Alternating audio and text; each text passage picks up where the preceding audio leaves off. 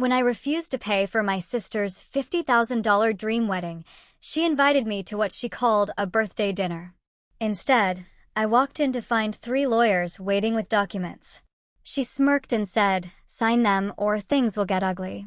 I simply said, "This is my husband." What he placed on the table next turned the whole room silent. My name is Sarah Martinez, and I'm here to tell you a story that's hard to believe, even for me. It's about how my own sister, Jessica Williams, attempted to legally strip me of everything I'd worked for and the spectacular way her scheme unraveled. To truly grasp the magnitude of that betrayal, we need to rewind about 6 months. Jessica, always the family's golden child. While I clawed my way through college and law school, burdened by student loans, working grueling diner shifts at night, Jessica simply floated, expecting life to deliver its bounty on a silver platter. Our parents, bless their generous, enabling hearts, fostered this illusion completely. When she announced her engagement to Brad, a decent enough guy toiling in middle management at some insurance firm, her dream wedding plans exploded. Picture it, full fairy tale princess pageantry. Designer gown, lavish venue, an open bar for 200 destination bachelor and bachelorette parties, the whole extravagant 9 yards. The glaring issue? Neither of them possessed the means for such a fantasy. Jessica's part-time boutique job barely covered her own clothes and makeup, while Brad was already submerged in credit card debt, desperately trying to match her opulent desires. That's when Jessica inevitably came to me. "Sarah, you're my big sister," she cooed, perched in my kitchen, deploying those perfected, wide-eyed puppy dog pleas from childhood. "I desperately need your help with the wedding." A quick aside, I'm a corporate attorney in Chicago, working punishing hours, excelling, and yes, earning a respectable income. My husband, Marcus, and I live comfortably, but let's be clear, we're far from millionaires. We own a lovely suburban home, dependable cars, and we're diligently building our future, perhaps for children, definitely for retirement. "What kind of help?" I asked, a familiar dread coiling in my gut. "Well," Jessica chirped, pulling up a meticulous spreadsheet on her phone. "I've crunched the numbers, and I need precisely $50,000 to make this wedding absolutely perfect. And since you and Marcus are so financially successful." I nearly inhaled my coffee. $50,000? "Jessica, I managed. That's more than many earn in an entire year." "But it's my wedding," she whined, her voice rising. "This is supposed to be the most important day of my life. You only get married once, Sarah." She tacked on a nervous, well, hopefully with a forced laugh. I tried diplomacy. "Jess, that's an astronomical sum. Marcus and I have significant financial goals, and we simply aren't in a position to just give away $50,000. Her expression immediately soured. "Giveaway? Who mentioned giving?" she snapped. "I'll pay you back." "When?" I countered, my patience fraying. "With what income?" "Your part-time boutique job." "I'll get a better job after the wedding. Brad's up for promotion. We'll figure it out," she insisted. I simply shook my head. "I'm sorry, but no. If you desire an exorbitant wedding, you must either fund it yourselves or drastically scale back your vision." That's when Jessica's veneer cracked. Her true colors bled through. She branded me selfish, accused me of jealousy over my own small, intimate courthouse wedding, precisely what Marcus and I had desired, mind you. She railed that I cared nothing for her happiness. The conversation detonated, ending with her slamming out of my house, screaming that I'd live to regret this. For weeks, Jessica unleashed an unrelenting guilt campaign. She enlisted our parents, spinning tales of my spitefully sabotaging her special day. My mother, tearful, pleaded with me to reconsider. My father delivered solemn lectures on family loyalty. Even distant relatives, barely privy to the facts, weighed in on social media about the sanctity of family support. Yet, I stood my ground.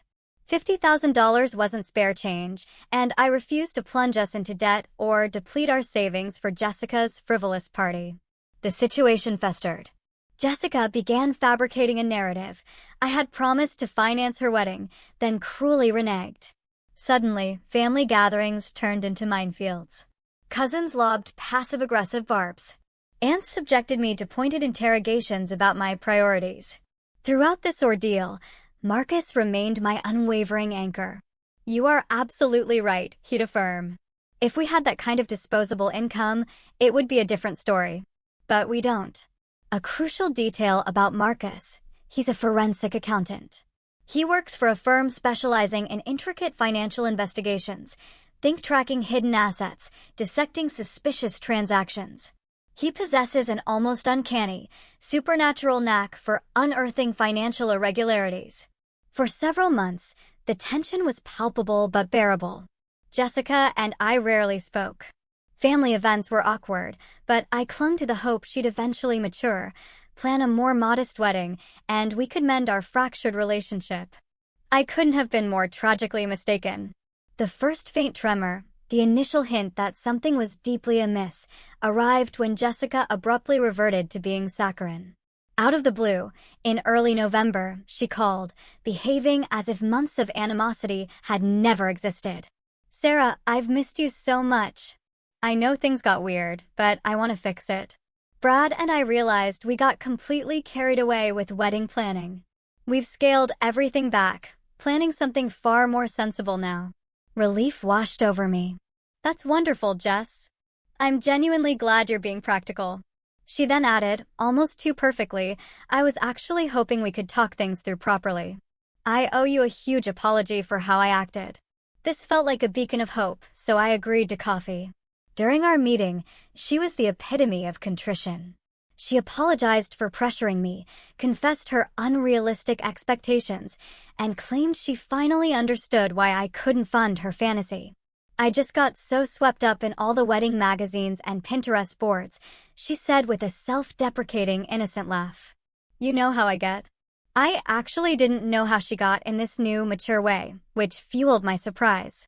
But people can change, right? I desperately wanted to believe my little sister was finally evolving. Over the following weeks, Jessica's overtures continued. She invited Marcus and me to dinner with her and Brad, sought my advice on budget-friendly wedding ideas, even proposed a sister's trip to rekindle our bond. I allowed myself cautious optimism that our relationship was, against all odds, mending. Marcus, however, remained characteristically skeptical. "It just feels too sudden," he observed one evening as we watched TV. "People don't typically undergo complete personality transplants overnight." He mused, "Perhaps I should dig a little deeper." "You think she's actually plotting something?" I asked, a flicker of unease. "I think caution is warranted," he replied. "Let me do some basic checking, just to be safe." I readily agreed, envisioning him perhaps scrolling through her social media or making a few discreet inquiries. I had no earthly idea he was launching a full-blown forensic investigation. The invitation arrived in early December, an exquisitely designed card, elegantly scripted. It read, "You're invited to celebrate Sarah's birthday with dinner at Chez Lauren. December 15th, 7 p.m. dress code, business attire." I was genuinely moved. Jessica planning something for my birthday, even though my actual date wasn't until January. When I called to express my gratitude, she explained she wanted to celebrate early to beat the holiday rush. "I booked us a private dining room at Chez Lauren," she bubbled. "It's going to be perfect. Just family, you, me, Marcus, Brad, Mom, and Dad." Chez Lauren, mind you, was one of the city's most exorbitant restaurants. "Jess," I probed, "this must be costing a fortune. Are you sure you can afford it?" Her response was dismissive. "Don't worry about it. I want to do this for you. It's my way of saying thank you for being such a good sister, even when I was impossible." The night of the dinner, Marcus and I, as requested, donned our business attire. I chose a sharp black dress suit, Marcus, one of his finest navy suits. As we drove, a genuine anticipation swelled within me. Perhaps this truly is Jessica's way of showing she's changed, I mused to Marcus. He squeezed my hand, a silent, "I hope so." Chez Lauren lived up to its opulent reputation. The hostess led us to a secluded private dining room. But the moment we stepped through the threshold, an icy wave of dread washed over me. Something was profoundly, terrifyingly wrong. Yes, Jessica and Brad were there, alongside my parents. But so were three formidable men in expensive suits. The table, set for 10, not 6, radiated no festive warmth, only a palpable, formal tension. Jessica rose as we entered, and for a fleeting, chilling second, I caught a glimpse of something cold, calculating, in her eyes, before she quickly plastered on a smile. "Sarah, Marcus, you made it. I have a little surprise for you." The three suited men also rose. The eldest, a distinguished, silver-haired gentleman in his 60s, stepped forward. "Miss Coleman, Mr. Martinez, thank you for joining us this evening. My name is Robert Thornton, an attorney with Thornton Blake and Associates. These are my colleagues, David Blake and Jennifer Hayes." My stomach plummeted. As a lawyer, I instinctively knew this wasn't a birthday dinner. This was an ambush. "What exactly is going on, Jessica?" I demanded, my voice surprisingly steady despite the deafening alarm bells clanging in my mind. Jessica's mask dissolved completely, replaced by a smile I'd never witnessed, triumphant, cruel. "Well, Sarah, you made it abundantly clear you wouldn't help me willingly, so I found another way to get what I need." Attorney Thornton gestured towards the chairs. "Perhaps we should all be seated and discuss this like civilized people." "I think I'll stand," I declared, Marcus moving instinctively closer, a solid presence at my side. Jennifer Hayes calmly opened a briefcase, extracting a formidable stack of papers. "Miss Coleman," she began, her voice devoid of emotion, "we represent your sister Jessica in a matter concerning a significant debt you owe her." "I owe Jessica no money," I shot back, my voice unwavering. Brad, meanwhile, shifted uncomfortably, clearly wishing to vanish. My parents exchanged bewildered, worried glances. Robert Thornton offered a predatory, almost reptilian smile, a perfect expression for such an expensive lawyer. "According to our exhaustive research, Miss Coleman, you do, in fact, owe your sister a substantial sum. We possess documentation evidencing that over the past 15 years, Jessica has extended numerous loans, financial assistance, and services that remain unpaid." He nodded towards Jennifer Hayes, who then began to drone through the papers. December 2008, Jessica provided $1,200 for law school textbooks. March 2010, Jessica loaned you $800 for car repairs. July 2012, Jessica paid $2,100 for your bar exam preparation course. September 2014, Jessica provided childcare services valued at $50 per day for 3 weeks while you were studying for a major case, totaling $1,050. The insidious list continued. I simply stared at Jessica, disbelief warring with outrage. This is utterly insane. Half of these things never happened, and the ones that did were gifts. Actually, David Blake interjected, speaking for the first time, we possess documentation proving these were intended as loans, including signed IOUs. Jennifer Hayes then produced what appeared to be handwritten notes. Even from across the table, I could see they were supposedly in my handwriting, acknowledging these phantom debts. "These are forgeries," I stated flatly, the truth echoing with chilling clarity. "That's a very serious accusation," Robert Thornton smoothly countered. "Are you prepared to prove that in court? Because that's precisely where this is headed if we cannot resolve it tonight." Jessica, observing my horror, was practically radiating satisfaction. "Sarah, I genuinely don't want this to get ugly," she cooed. "All I'm asking for is what you already owe me. With interest and emotional distress damages, it totals exactly $50,000. The sheer audacity of her statement stole my breath. My own sister had conjured an entire fabricated debt, hired exorbitantly expensive lawyers, and was now attempting to extort money from me using forged documents. And if I refused to pay this fictional debt? I challenged, my voice betraying none of the fury seething within. "Then we file a lawsuit first thing Monday morning," Robert Thornton declared. "We'll seek damages, court costs, and attorney fees. We'll place liens on your house, garnish your wages, and make your life incredibly difficult until this matter is resolved." Jennifer Hayes chimed in helpfully, "We might also need to notify your employer about these legal proceedings. Law firms aren't fond of their attorneys being embroiled in messy financial disputes." I felt my parents' gazes on me. My father began to stir, but my mother's hand on his arm stopped him. Jessica leaned forward, her voice a sickly sweet concoction of false concern. Sarah, I don't want to hurt you. You're my sister. Just sign these papers, agreeing to pay what you owe, and we can all go back to being a family. Papers that would, effectively, be a confession to owing her $50,000 for imaginary debts. The debts are real, Sarah. I have documentation, she insisted. I surveyed the scene.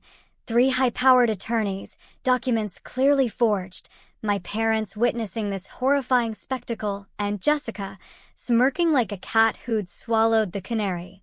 That's when it hit me. Marcus. He was standing right beside me. Jessica, I said, a new calm settling over me. Before I even consider signing anything, I'd like you to properly meet my husband. Jessica looked utterly confused. I know Marcus. You know Marcus, the person, I clarified, a faint, dangerous smile touching my lips, but you don't know Marcus, the forensic accountant who specializes in financial fraud investigations. For the first time since we'd entered that room, Jessica's smug confidence visibly fractured. I turned to Marcus. Honey, could you please show everyone what you brought? Marcus, who had remained silently observant throughout this entire confrontation, though I'd noticed his fingers occasionally tapping notes on his phone, reached into his briefcase. I hadn't even realized he'd brought it. He pulled out his own formidable stack of papers. Ladies and gentlemen, Marcus began, his voice calm, clear, and utterly professional. My name is Marcus Martinez, and I'm a forensic accountant with Whitman Financial Investigations. When my wife mentioned her sister had abruptly turned friendly after months of open hostility, my suspicions were naturally piqued. I initiated some preliminary research. Robert Thornton's confident facade began to visibly crack. Upon discovering certain anomalies, I escalated to a more thorough investigation, Marcus continued, his gaze locking onto Jessica. Jessica Williams, you have committed several critical errors in your misguided attempt to defraud my wife. He opened his folder, revealing the first document. First, the handwriting analysis. I engaged a colleague at the FBI lab to examine these supposed IOUs. Not only is the handwriting demonstrably inconsistent with my wife's actual signature, but the ink utilized in several documents wasn't even manufactured until 2018. Yet, you claim these debts date back to 2008. Jessica's face blanched to an ashen white. Second, the financial records. I meticulously pulled bank statements, credit card records, and transaction histories for the relevant periods. On the exact date you allege my wife borrowed $800 for car repairs, our bank records unequivocally show we paid for those repairs ourselves, directly from our joint checking account. I have the canceled check right here. He held up a crisp copy. Third, the law school textbook loan. My wife's law school has confirmed she received a full scholarship, which included textbook vouchers. She never needed to borrow money for books. They were provided free of charge. Robert Thornton was now a picture of profound discomfort. But my personal favorite, Marcus continued, his tone dry as dust, is the childcare claim. You assert you provided childcare for my wife in September 2014.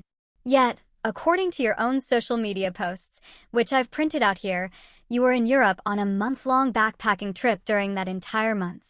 He fanned out a series of Instagram and Facebook screenshots, vividly depicting Jessica at various European landmarks throughout September 2014. So, either you possess the impressive ability to provide childcare while simultaneously backpacking across Europe, or you are, once again, lying about this alleged debt. The room fell into an absolute, suffocating silence, broken only by the crisp rustle of papers as Marcus meticulously organized his damning evidence. Now, he continued, his voice dropping slightly, let's delve into what we uncovered when we probed deeper into the financial mechanics of this entire situation. He produced another set of documents. It appears Jessica has been exceptionally resourceful lately. Just 3 weeks ago, she retained Thornton, Blake, and Associates, paying a $15,000 retainer. Curious, wouldn't you agree, considering her prior assertions of being broke and unable to afford her own wedding? Robert Thornton squirmed uncomfortably. Where did that money originate, Jessica? Well, It turns out you've been operating a rather profitable online resale business for the past 8 months, a venture you conveniently neglected to mention to your family. You've been acquiring designer clothing and accessories from outlet stores and estate sales, then reselling them online at substantial markups, falsely claiming they originated from exclusive boutiques.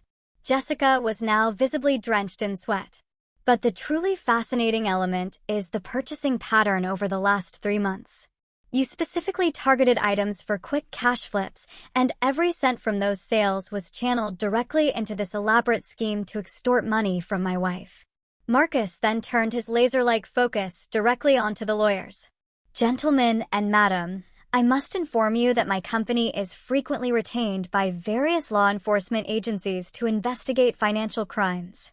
What we have witnessed here is a textbook case of fraud, forgery, and extortion. The forged documents alone are sufficient for criminal charges. Jennifer Hayes looked as though she desperately wished the floor would swallow her whole. Furthermore, Marcus pressed on, I took the liberty of researching Thornton, Blake, and Associates. You specialize in civil litigation, not criminal defense. This implies you are almost certainly unprepared for the criminal charges that are about to be filed against your client. Robert Thornton, finally finding his voice, stammered, Mr. Martinez, if there are irregularities in the documentation, I'm sure we can. There are no irregularities, Marcus cut him off, his voice like tempered steel. There are crimes. Multiple felonies, in fact. He pivoted back to Jessica, who now looked genuinely nauseous. But wait, there's more. Jessica, are you aware that attempting to extort money using forged documents in the presence of lawyers makes those very lawyers potential witnesses against you? And did you know that since this fabricated debt exceeds $10,000, it qualifies as felony fraud? My parents stared at Jessica, utterly aghast. My father actually pushed his chair back, as if physically distancing himself from the unfolding disaster. Moreover, Marcus continued, I should mention I've been diligently taking detailed notes during this meeting for documentation purposes.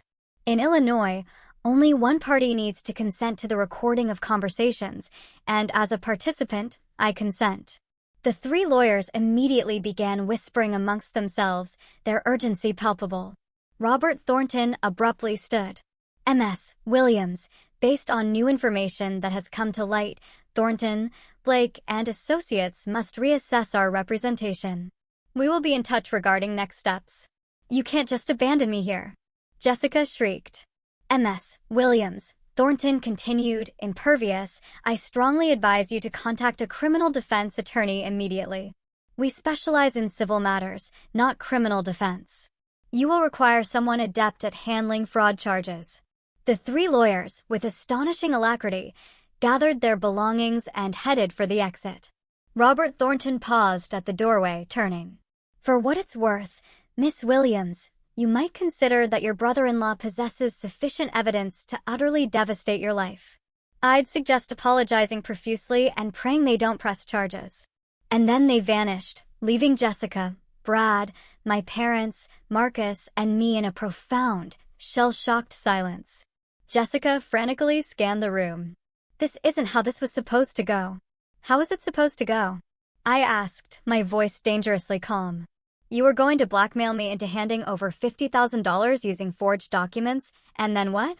We'd all just pretend this never happened. You wouldn't help me, she screamed, her composure completely shattered. You have money and you wouldn't help your own sister, so you decided to steal it from me instead.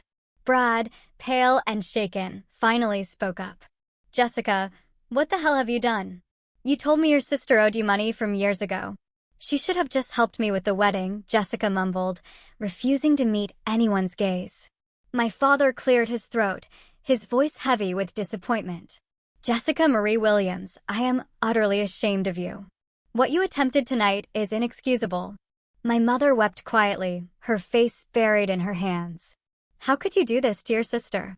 How could you do this to our family? I looked at Jessica, slumped in her chair, a picture of defeated anger. Jess, you could have had a beautiful, modest wedding that you could actually afford. You could have begun your marriage free of debt and stress. Instead, you chose to attempt fraud against your own sister. I just wanted one perfect day, she whispered, brokenly. At my expense, literally. Marcus, silently returning his papers to his briefcase, spoke. Sarah, we should leave. We need to decide about pressing charges. The chilling mention of charges seemed to jolt Jessica out of her self-pity. You can't press charges. I'm your sister. You tried to extort $50,000 from me using forged documents, I retorted. The fact that you're my sister makes it worse, not better. We rose to leave. My parents looked utterly devastated, and Brad, I noted, appeared to be fundamentally reevaluating his entire relationship. Sarah, wait. My father called out as we reached the door. What happens now? I turned back to face my family, the weight of the moment pressing down. I don't know, Dad. I truly don't know. Marcus and I exited the restaurant, driving home cloaked in a heavy, reflective silence. Once inside our house, we settled into the living room, both still reeling, processing the night's surreal events. I still can't believe she actually tried to pull that off, I finally whispered. I can't believe she thought it would succeed, Marcus replied, shaking his head. The forgeries were amateurish at best, and the documentation was so transparently fabricated. Thank God you're naturally suspicious and incredibly thorough, I said, a small, genuine smile finally breaking through. Marcus returned it, the first of the evening. It's what you pay me for. I don't pay you, you're my husband. Details, details.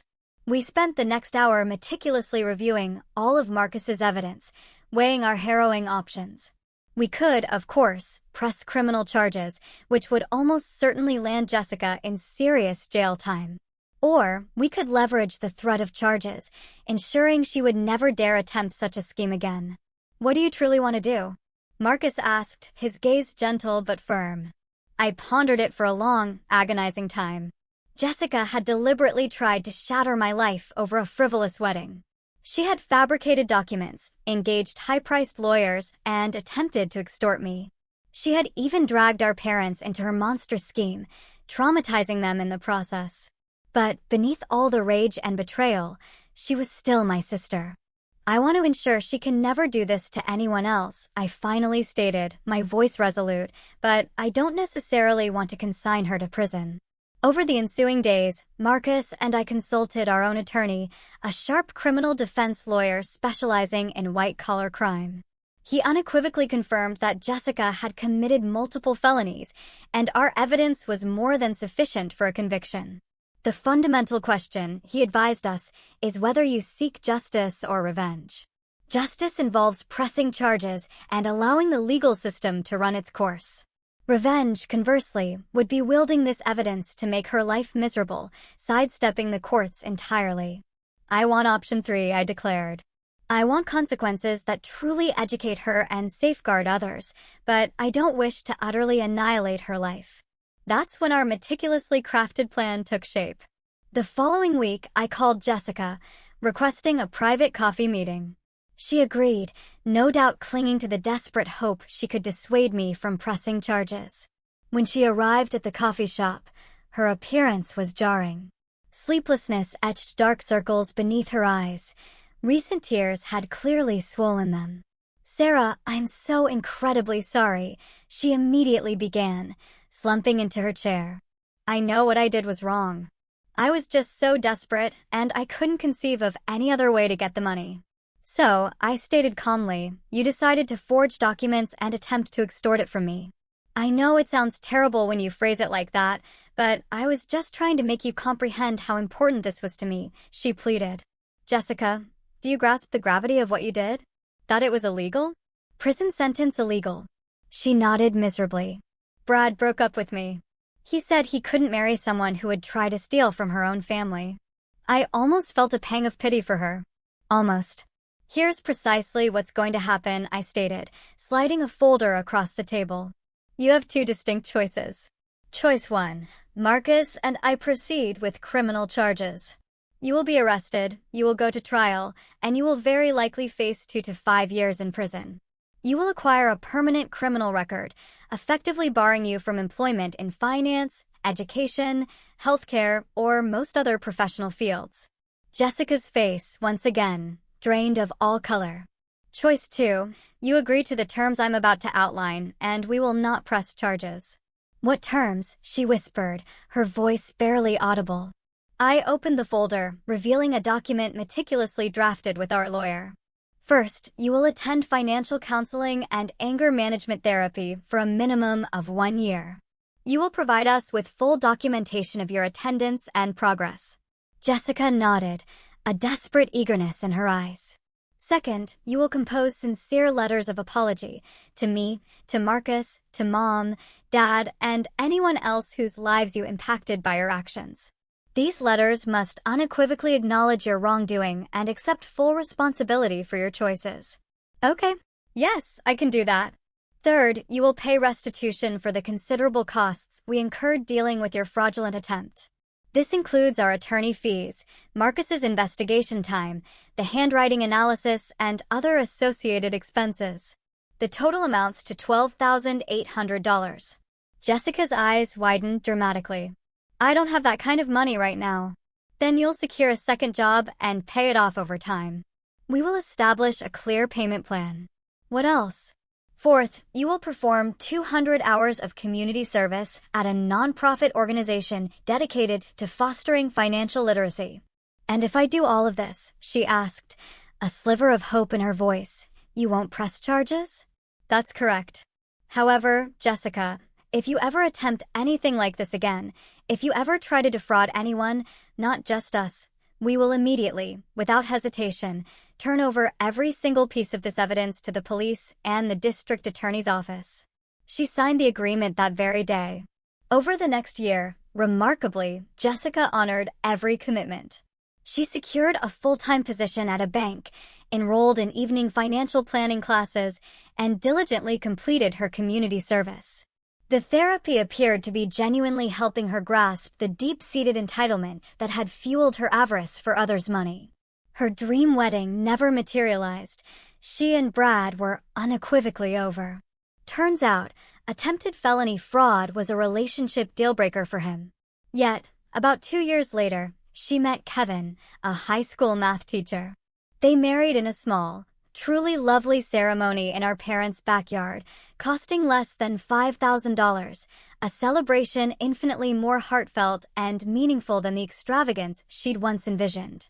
As for our sisterly bond, rebuilding trust was a slow, arduous process. But the therapy truly allowed Jessica to confront the toxicity of her past behavior, and she worked tirelessly to make amends. We aren't as intimately close as we once were, but we are family, and we've forged a path forward. The true watershed moment arrived about 6 months after our coffee shop meeting. Jessica called me, tears in her voice, explaining a friend had asked her to co-sign a credit card application. Sarah, I almost said yes, she confessed, because I felt so guilty for her. But then I remembered everything we talked about, and I realized she was trying to manipulate me, just like I tried to manipulate you. What did you do? I asked, my heart swelling with cautious hope. I told her no, and explained exactly why co-signing would be detrimental for both of us. She got angry and stopped speaking to me, but then I understood. She was never truly my friend anyway. That, I realized, was when the therapy had truly begun to work. Looking back, a chilling thought sometimes lingers. What if Marcus hadn't been so suspicious, so painstakingly thorough? Would I have been coerced into signing those fraudulent papers? Would Jessica's audacious scheme have succeeded? But I also reflect on the profound, larger lesson embedded in this ordeal. Jessica had spent her entire life convinced she deserved whatever she desired, irrespective of the cost to others.